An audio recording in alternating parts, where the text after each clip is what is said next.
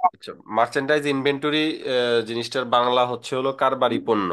হ্যাঁ, তো জি তোমরা স্যার। আমাকে এখন জিজ্ঞাসা করতে পারো যে কারবারি পণ্য কাকে বলে। কারবারি পণ্য জিনিসটা হচ্ছে একজন ব্যবসায়ী যে পণ্যটা নিয়ে ব্যবসা করেন, হ্যাঁ, সেটাই হচ্ছে কারবারি পণ্য।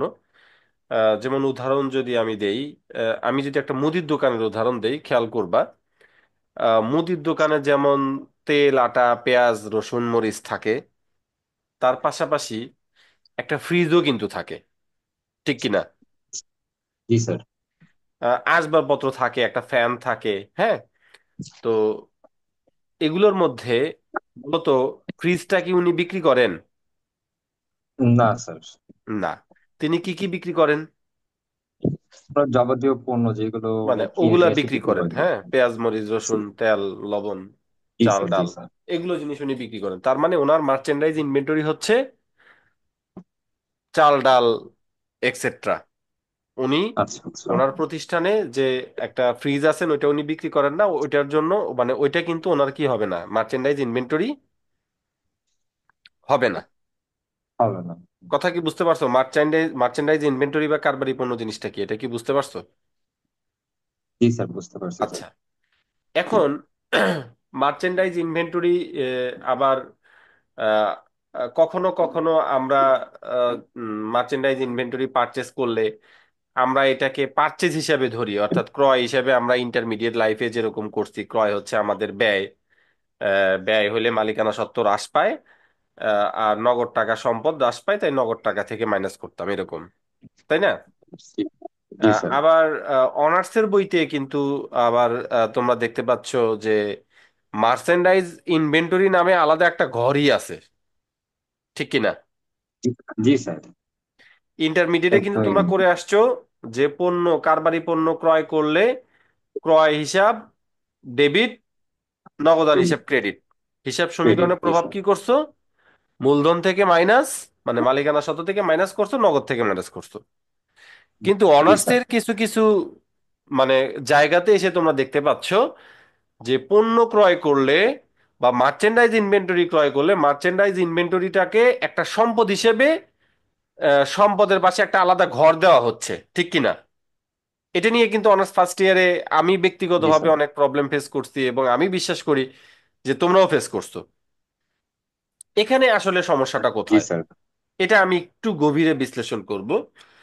আহ, মজুত পণ্য, মজুত পণ্য তো বুঝো যে মজুত পণ্য বলতে যে ক্লোজিং ইনভেন্টরি যেটাকে বোঝায়। হ্যাঁ, সমাপনী মজুত পণ্য, ক্লোজিং ইনভেন্টরি।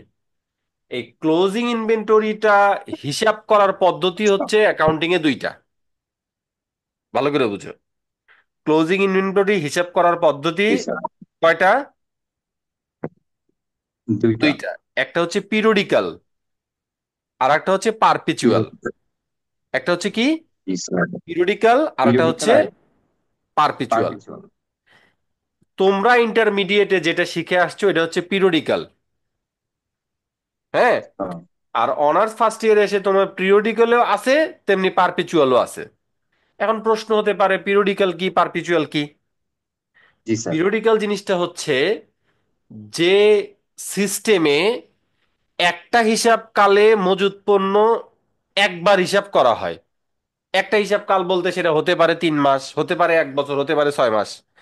মানে একটা হিসাব কালে যদি একবার হিসাব কাল শেষে একবার যদি মজুত পণ্যের হিসাব নিকাশ করা হয় সেটা হচ্ছে পিরিয়ডিক্যাল। আর স্যার একবার পারপিচু একটু রিপিট করবেন।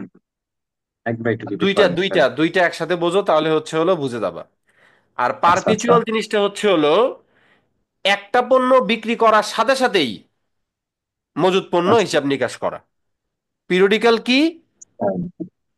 পিরিয়ডিক্যাল হচ্ছে হলো হিসাব কাল শেষে, ধরো 1 বছর শেষে 31শে ডিসেম্বরে প্রতিষ্ঠানের মজুত পণ্য কত আছে সেটা হিসাব করা, এটা হচ্ছে পিরিয়ডিক্যাল।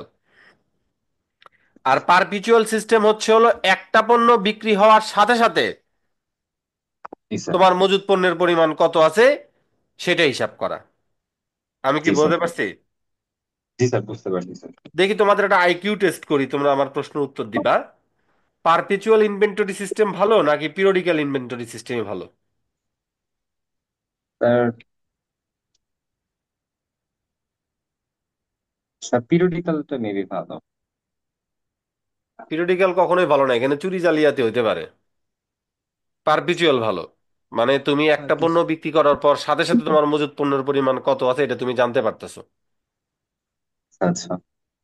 পারপিচুয়াল ভালো। এবং আধুনিক ব্যবসা প্রতিষ্ঠান যারা, তারা সব সময় মজুত পণ্য নির্ধারণ করে পারপিচুয়াল ইনভেন্টরি সিস্টেমে। কথা কি বুঝতে বুঝতে পারছি। পারছি? জি স্যার, বুঝতে পারছি স্যার। আচ্ছা, এর সাথে রিলেটেড তোমরা হচ্ছে হলো অ্যাকাউন্টিং এর যে প্রভাব যেটা দেখাচ্ছ, ধরো লেখা আছে পণ্য বিক্রয় 20,000 টাকা, জি যার স্যার। ক্রয় মূল্য অথবা যা লেখা আছে কস্ট অফ গুড সোল্ড 15,000 টাকা, ঠিক কিনা? এরকম জি প্রবলেম স্যার। ফেস করতেছো না অ্যাকাউন্টিং জি ইকুয়েশনে? স্যার। জি স্যার। ফেস করতেছো? আচ্ছা, জি স্যার। এখানে দেখো, এখানে যে প্রবলেমটা সেটা হচ্ছে হুম। আমরা 15,000 টাকা দামের পণ্য বিক্রি করলাম হচ্ছে 20,000 টাকায়।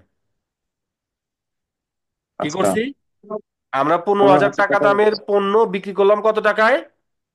বিশ বিশ হাজার হাজার টাকায় টাকায় তাহলে 20,000 টাকা আমাদের নগদ টাকা বাড়লো, আমরা নগদের সাথে যোগ দিব, কোনো সমস্যা নাই।